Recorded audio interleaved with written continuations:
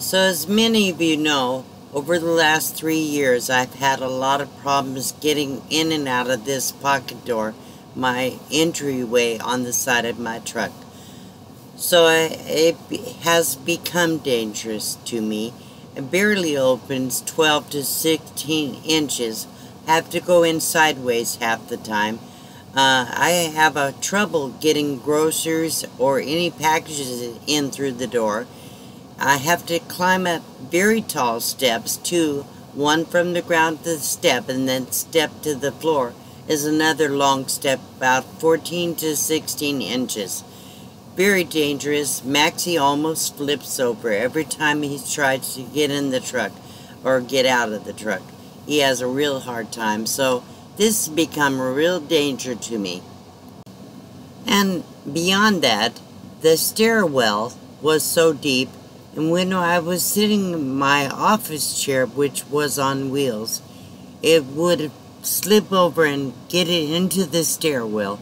The chair would start to tip. I was lucky I got out of the chair each time. I had to take that chair out of the truck, so I don't have an ability to sit in a comfortable chair in this truck right now. So until I get that figured out, I'll have to deal with that. So I know I've mentioned these problems in some of my videos, and John, aka Hybrid Life, has been watching me for well over a year, and it's been communicating with me, telling me he's going to take a vacation and it's going to come down here and do whatever I need to help me. So he did. He showed up about 19 days ago. He left yesterday. He stayed 18 days and helped me do whatever I needed to on my truck. There was a ton of things that still needed to be done, even though I already did a new build on the inside. So anyhow, so today I'm going to share part 1 of a series of videos about the repairs we have done, and I will show you as much detail and how we did it, and the complications we ran into as we did this project. So there are going to be several videos. I hope you'll stick around and watch them all, and watch them to the end, because there's important stuff them all the way to the end. So thank you. Here we go. So Dan installed this 12,000 BTU air conditioner on sliders, sitting on a plywood sheet on like drawer slides that would allow it to slide out the back of the truck to get more airflow. The problem is, in the old air conditioner, I had a metal tray under it to catch the condensation. So I never had a problem with leakage when it was working. However, with this air conditioner, it's a much larger one, more condensation, and runs a lot constantly this summer with the heat. So the compressors causes a lot of condensation. What happened is it overflowed.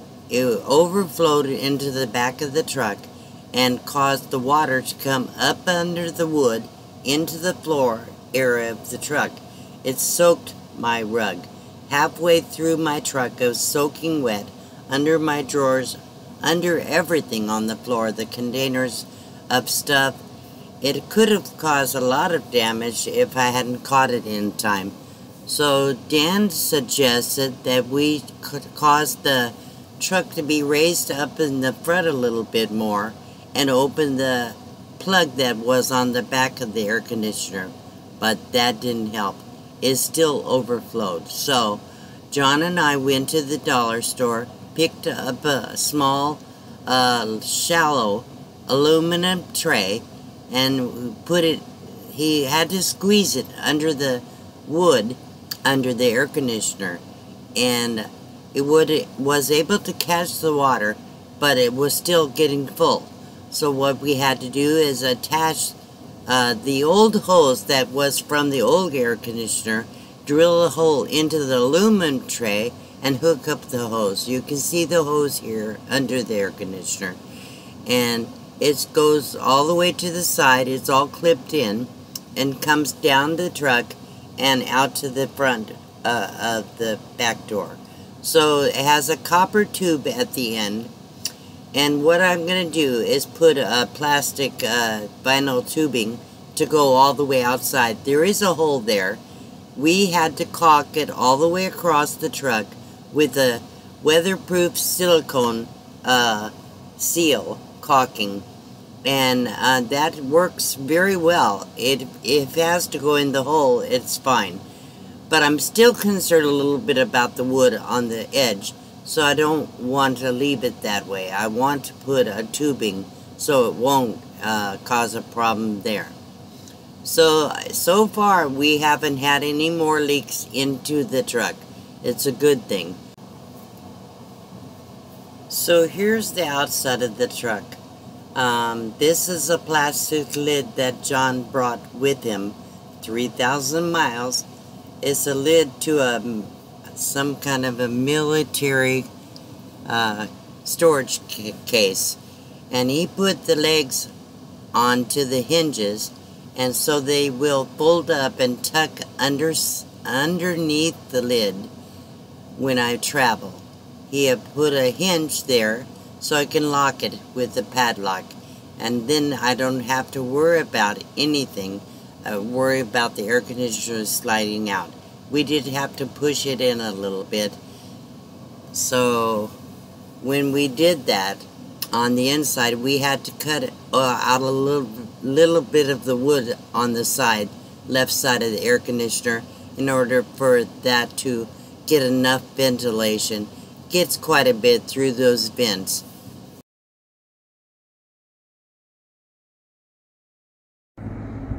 So that's the new back swing door for the air conditioner.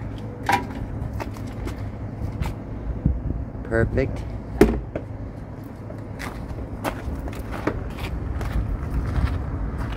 See how this works. You have to push it out from the inside, I think. Maybe not. Oh, there we go. Okay, perfect. I'll probably want to put something across the top so the rain doesn't get in when it rains. I don't know. Anyhow, that looks pretty good. Fantastic. That take care of that problem. I can travel now. Next thing John did is install these electrical boxes on the outside. This is metal. And he had to rig up something with Romex to get the wiring to the inside. I don't know how well you can see that. And you have to use a great big plug to have a male end on this part and be able to plug it in with a female end from the extension cord. So that worked out pretty good.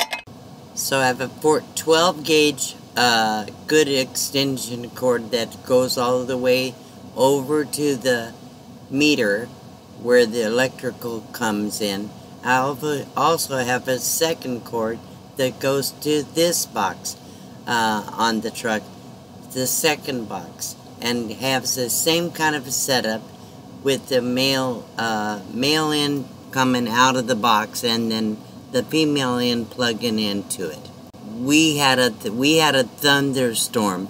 It blew the door wide open, hit the electrical box, and put a great big hole in this crappy door. The door is crappy anyhow. The rain caused it all kinds of problems, so it's gonna have to be replaced. So that was bad. Anyhow, this is the inside of the truck. This is a dedicated 12 gauge electrical cord from the outside into this box for the inside, dedicated for just the air conditioner I do have 2 plugs there, but I'm only going to use it for the air conditioner. The second plug setup is over on the other side of the door, and it comes out through the Romex, come up the wall and all the way up to this area up here, where I have a 4 plug box. And I have the top one is for the electrical appliances to the kitchen, comes across, and then the bottom one is for all the electrical appliances over here near my bed. I have so many things I have to plug in there, especially at night, so I have to have the electrical there. So when I'm not plugged into electricity, I can unplug these 2 plugs and just plug them into the inverter, which is 1500 watt. I can run everything on my truck except the air conditioner off the inverter. I have 920 watts of solar. I have 2 control chargers. This is looking really bad. It all has to be cleaned up and make look nice, but for now that's fine. I want to be able to cover up some of that wiring and stuff. I think it'll look so much nicer when it's all taken care of. Anyhow, I also have my refrigerator and my ice freezer, little freezer, connected to the 12-volt batteries, so I can run that no matter what. I'm not running those on electricity, just solar. So anyhow, there we go. My next video will be about how we planned out the door and the complications we ran across. So I hope you'll tune in for that. Please hit the like or thumbs up button if you like this video. Also, make sure you hit the notification bell so you know when I put out the next video. If you'd like to share this on your social media, click on the share button below this video and check out the description below to find out ways to support this channel if you want to.